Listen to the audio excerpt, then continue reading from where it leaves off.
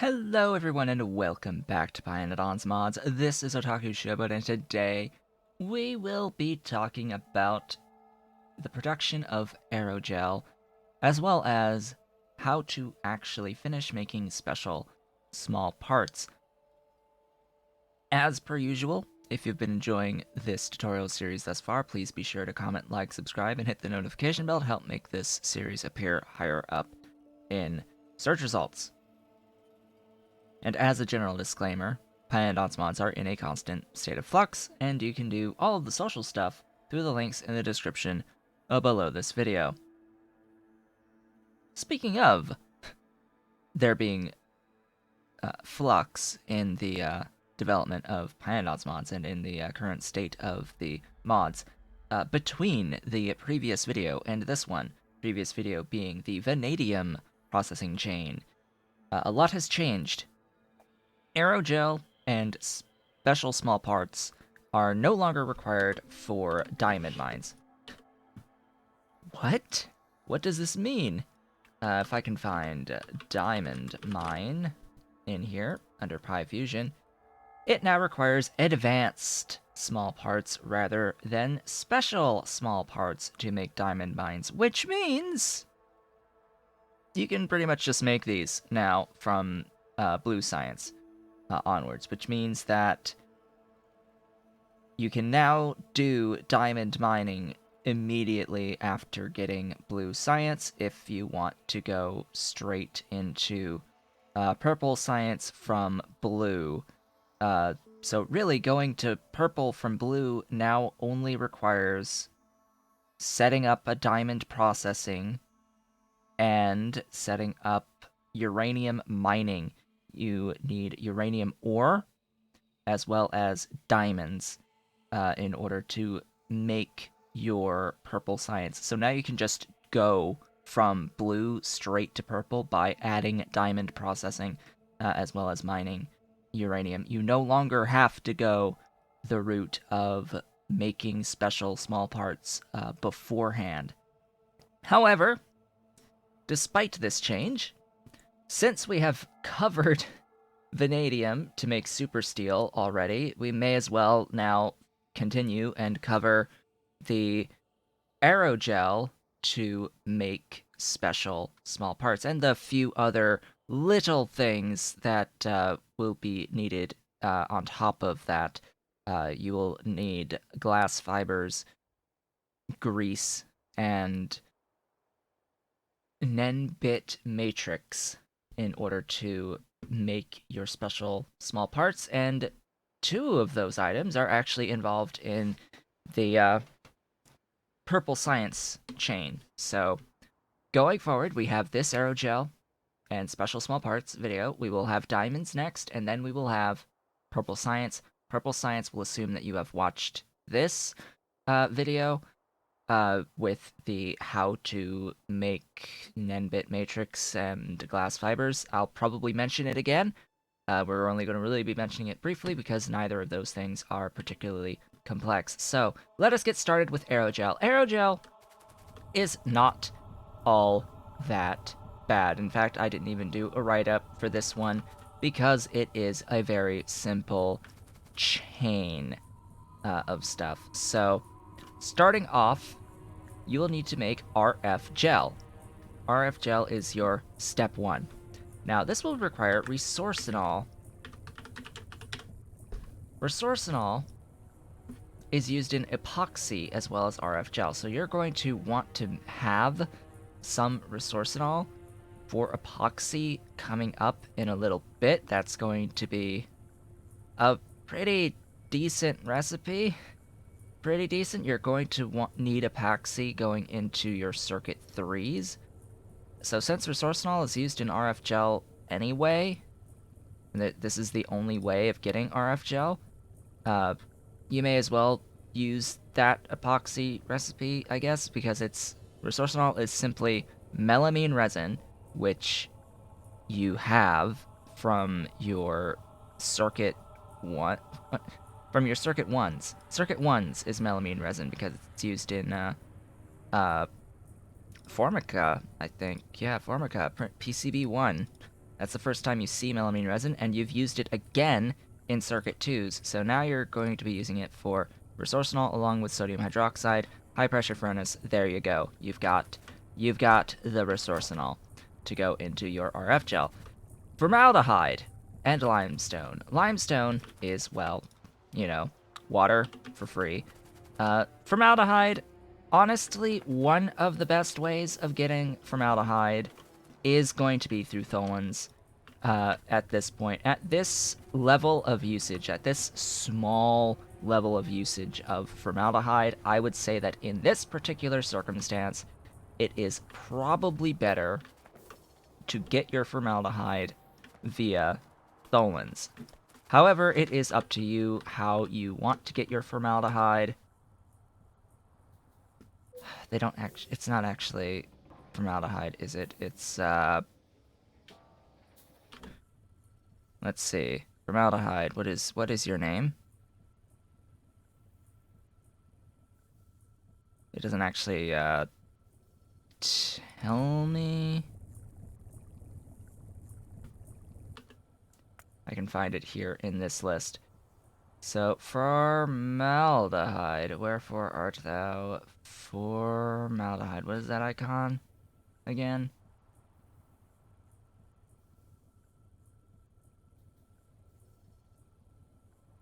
I'm sure that you have spotted it before me. There it is, formaldehyde. You can get it through copper and methane, or not that recipe. That recipe does not exist. Yeah, you can get it through copper and methane, or you can get it from tholins.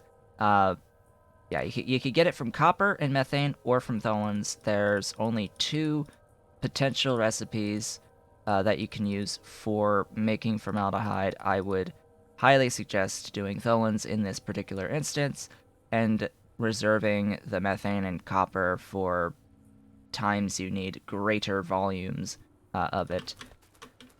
Moving on, what does your RF gel get used for? And just keeping in mind, we've got the ability to use productivity in pretty much every single one of these steps going forward. Almost, but not in washers. Washers do not use productivity, so do bear that in mind. The RF gel gets processed into clear RF gel by adding water, and you will get tailings as an output that you can do beautiful things with. I'm venting it right now, but at this amount, you can get tailings dust, and you can process the tailings dust into iron and copper ores and coal dust that you can essentially void or convert to ash or whatever you want to do with it. From the clear RF gel, we need to add acetone to convert it into soaked gel fluid. Fluid soaked gel. Again, acetone. This one across the board, no matter what uses acetone, every single acetone recipe, the best / only way you will want to get acetone is via tholins. The alternative is through cumene processing, and yeah, it's just not worth it. It's just not worth it. You can get a little bit of acetone by processing black liquor, but there's no perpetual, dedicated way of getting black liquor. It is simply a byproduct out of fiberboard, out of a fiberboard recipe that you're going to want to move away from, I might add, because there is a better fiberboard recipe that does not give you all of these extra outputs. So eventually you're just not going to have any amount of black liquor, and yeah, but if there was a way to get a dedicated method of getting black liquor, then yeah, sure, this would be a fantastic recipe to be your primary acetone supply. But there's no primary method of getting black liquor. It is exclusively a byproduct. Phenol here, this phenol recipe is technically the dedicated acetone method, but consider you're spending either phosphoric acid or titanium and chlorine, which chlorine, the best way of getting chlorine is, well, tholins anyway. Stripped distillates, okay. I don't know why you ever really think of doing the distillate processing of crude oil. But yeah, and that alone also takes titanium tetrachloride. I will note, however, that titanium tetrachloride has changed or is changing. It has double the output with less titanium plates used, so it's not as expensive of a material to use as a catalyst in a number of these recipes anymore. So it's not as expensive as it once was of a product to consider using on a more consistent basis. There's still very few what I would consider valid uses of it by comparison to some other processes. But I am digressing at this point. So basically, acetone is from tholins, as I've said in previous tutorial videos. From our soaked gel, we then evaporate it into aerogel. Yeah, so if you've been thinking that making aerogel is a somewhat complex process, it's really not, because outside of resorcinol, which you have the things to make the resorcinol, like you have resorcinol capabilities. It's melamine resin, which you should have plenty of melamine by now from even back at Circuit 1's. Oops. It should be fine. You should be fine. Up here at the start. This is like the most complex of it, and you can tholin your formaldehyde, you absolutely should tholin your acetone, and there you go. There's your aerogel. Now, carbon aerogel will be used for Mark III stuff. So, if you're going to be focused more so towards the special small parts, you can ignore making carbon aerogel. But if you have purified quartz that you can spare, if it's on your network, you may as well set this up. If you are classifying sand into gravel and iron oxide and crushed quartz, well, you can use that crushed quartz and convert it into purified quartz. You're at Blue Science now. You can definitely go all the way up to purified quartz to get your source of glass, to get your glass. So just set some of that purified quartz onto your logistics network and send it on over to make yourself some carbon aerogel. As I said, carbon aerogel is primarily used in Mark III stuff. It is used in sinter units and retorters.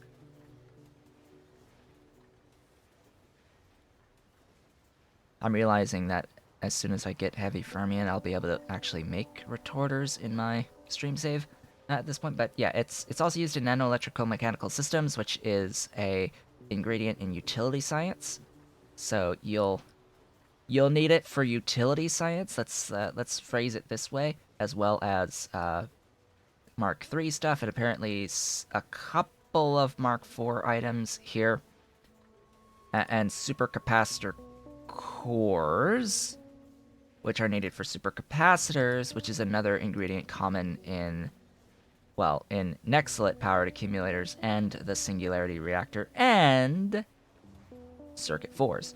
So it looks like you'll need your carbon aerogel to make items that are involved in both utility science, Mark III stuff, and Circuit 4s, and of course the actual quantum computer itself that you may want to consider using for space science. However, do note that quantum computing for space science, as I've been reading lately, is very heavy on silver foam, which ends up putting a pretty big strain on all the stuff that goes into making the silver foam.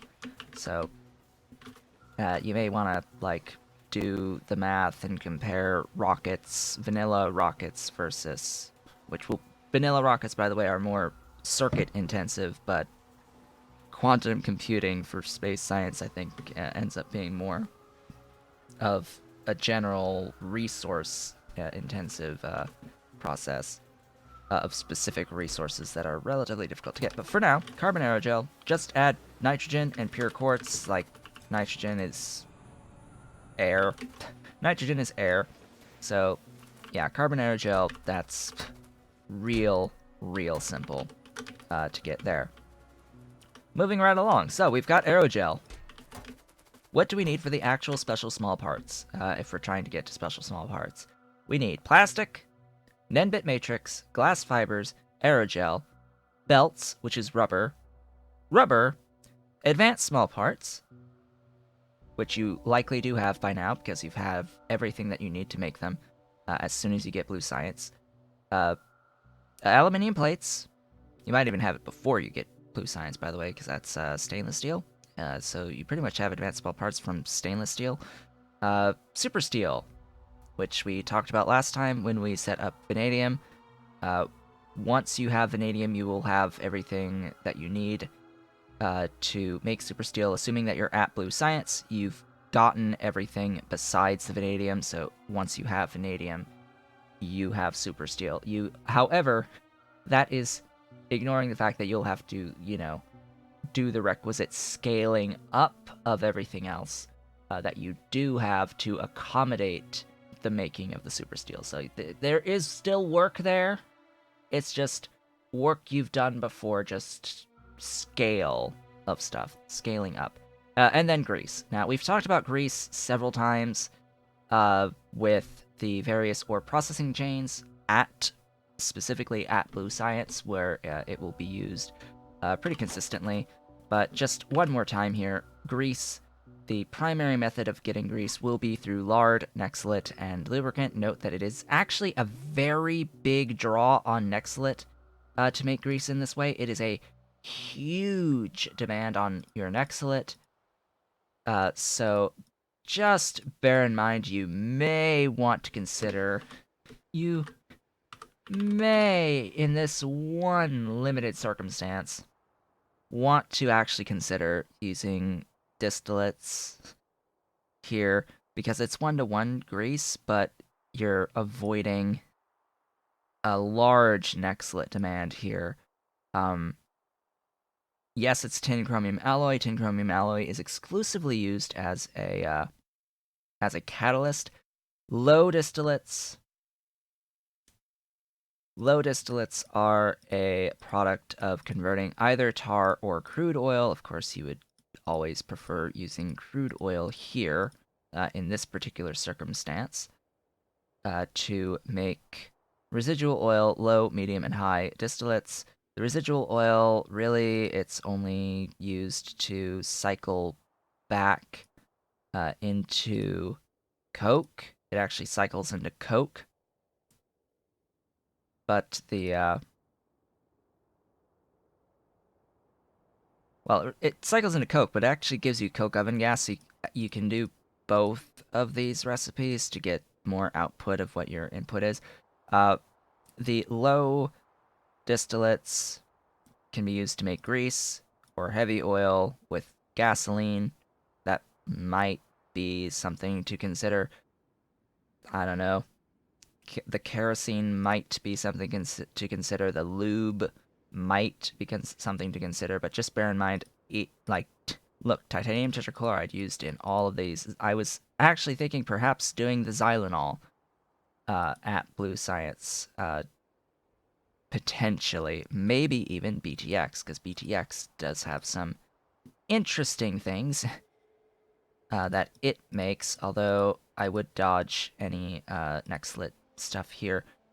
Styrene is used in the rubber stuff.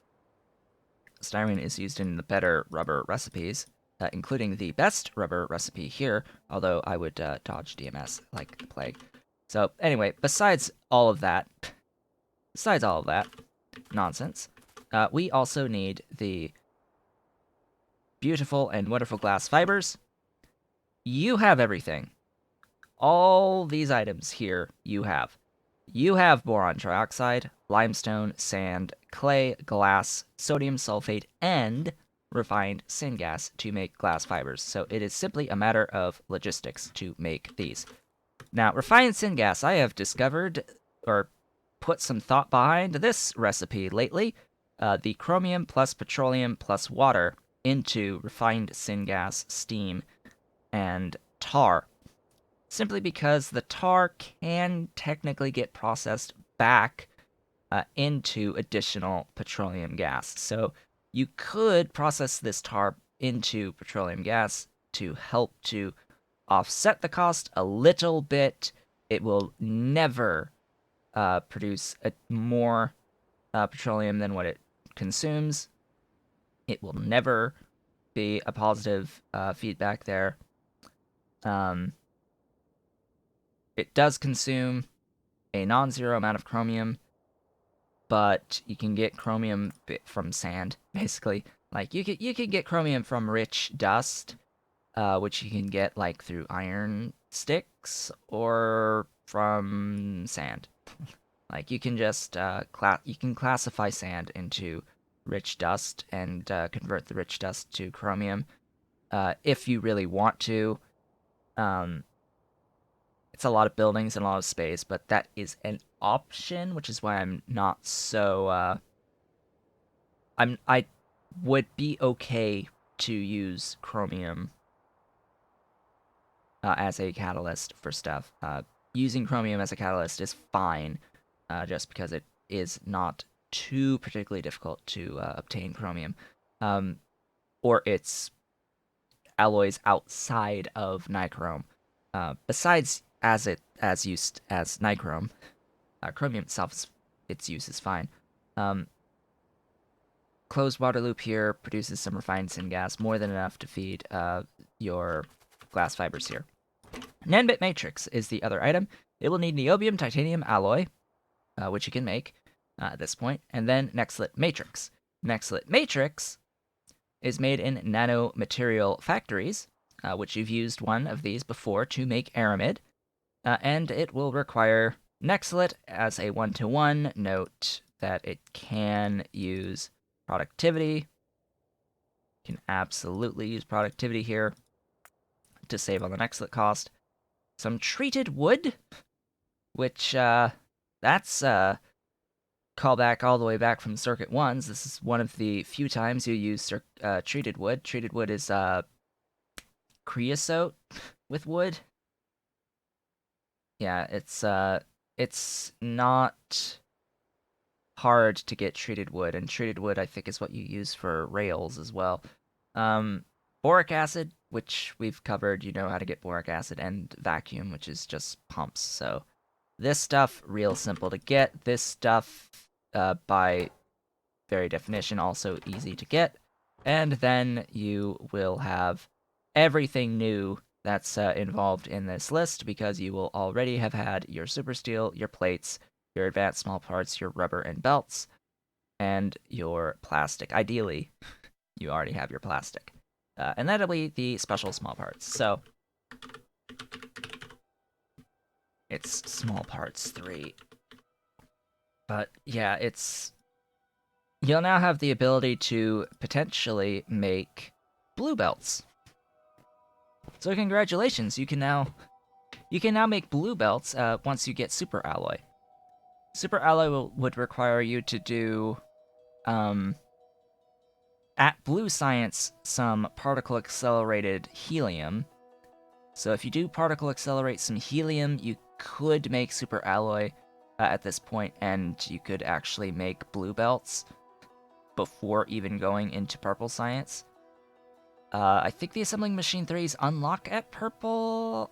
Could be wrong, but again, it's super alloy, so really this is just one ingredient that will be involved in a lot of Mark III stuff. You'll need circuit 3s before you can actually make a lot of the Mark III stuff. But if you've got circuit 3s and if you've got special small parts, notably you've got combustion turbine Mark IIIs at that point. But now that they're not needed for diamonds, now that they're not needed for the diamond mines, you can wait for this until you're at purple science. So, assuming you're at purple science at this point, you can pretty much use the special small parts for your assembling machines, for your transport belts. If you're at purple science, you're able to really set up your super alloy because you've been able to pick up the buildings that you need. You can actually make the buildings that you need to do further processing of helium. But you're always going to need to start with a small amount of helium. I would suggest doing that through particle acceleration to get an initial supply of super alloys so that you can make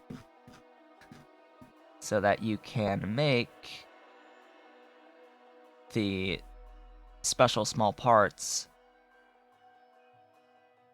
or that you can make the what was it again? There's a set of buildings, the assembling machine 3s, because you need assembling machine 3s to make gen labs as well as Kamouts enclosures, and you'll need both of these for the further helium chain to get more helium to get more super alloy. So that'll be the other thing. We will have a video on helium into super alloy after covering purple science. But for now, there's your special small parts. With that, I would like to thank you all for watching. This has been Otaku Showboat, and yeah, if you've enjoyed today's overview, going over Aerogel and special small parts, don't forget to comment, like, subscribe, and hit the notification bell to help make this series appear higher up in YouTube search results. You can also do all the social stuff through the links in the description below this video, and I, of course, will see you on the next one where we will cover diamonds. I will see you all then.